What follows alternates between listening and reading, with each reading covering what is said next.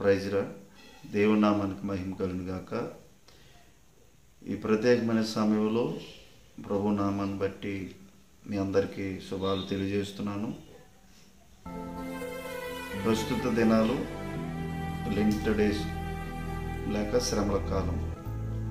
యేసుక్రీస్తు ప్రభువారు ఈ ప్రపంచ మానవాళ్ళందరి పాప పరిహార నిమిత్తమై ఈ భూమి మీదకి శరీరధారిగా వచ్చి తన జీవిత కాలంలో మనందరి పాప పరిహారం నిమిత్తమే ఆయన కలువరి శిలువలో తన పరిశుద్ధ రక్తాన్ని చిందించే ముందు 40 దినాలు ఉపవాసం ఉండి ప్రార్థించినట్లుగా మన దేవుని వాక్యంలో మనం చూస్తాం. ప్రతి సంవత్సరం కూడా ఈ విధంగా క్రైస్తవులు అనబడిన వారు దేవుని పిల్లలు ఈ 40 రోజులు శ్రమల కాలం అని, లెంట్ డేస్ అని, తపస్సు కాలం అని చాలా భయభక్తులు కలిగి వారు ఈ 40 రోజులు ప్రాముఖ్యంగా వారు కొనియాడతారు, దేవునిలో బలపడతారు. కానీ దేవుని విషయంలో మన వాక్యం ధ్యానం చేస్తే చాలామంది 40 రోజులు ఆచారంతో కూడిన భక్తి చేస్తున్నారని, దేవునికి కావలసిందే ఆచారంతో కూడిన భక్తి కాదు, కానీ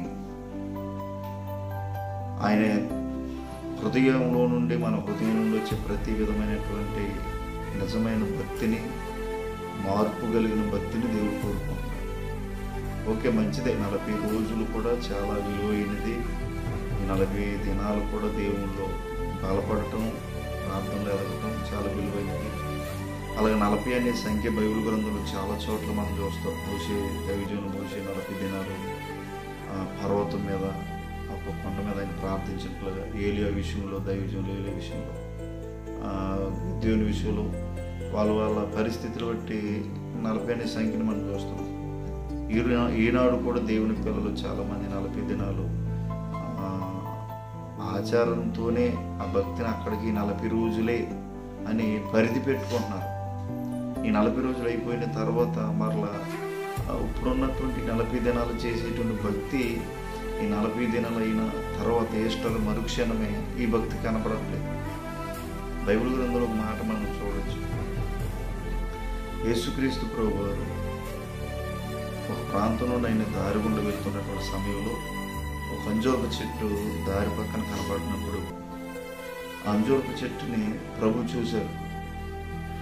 ఆ యేసయ్య ఆకలి కొని అంజూరపు చెట్టును చూసినప్పుడు దానికి ఏమైనా ఫలములు ఉంటాయేమని, ఆకలి కొని దాని ఫలములు తీసుకోవాలని అంజూరపు చెట్టు దగ్గరికి వెళ్ళినప్పుడు ఆకులు తప్ప మరేమీ కనబడలేదు అని దేవుని వాక్యంలో మనం చూస్తున్నాం. మార్కు సువార్త 11వ అధ్యాయము 14వ వచనంలో.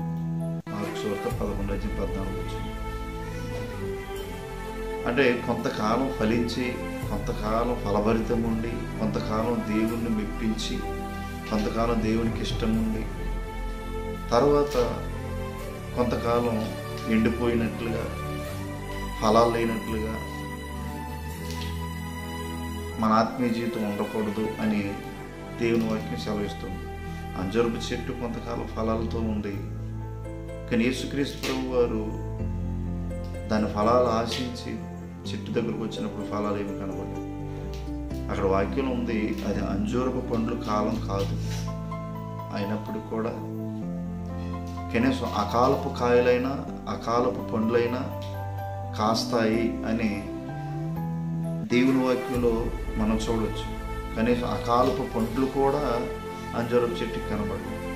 ఈరోజు ఈనాడు చాలామంది భక్తి ఎలా ఉందంటే, కొంతకాలం ఫలించి, అంటే ఈ 40 రోజులే భక్తి చేస్తాం, ఎక్కువగా ప్రార్థన చేయటం, ఎక్కువగా బైబిల్ చదవటం, ఎక్కువగా దేవుళ్ళు ఎదగటం, ఎక్కువగా విశ్వాసం కలిగి ఉండటం, ఎక్కువగా చాలా చాలా భక్తిగా, నిజంగా చాలామంది పురుషులు, స్త్రీలు అయితే ఈ 40 రోజుల వరకే చేసి తర్వాత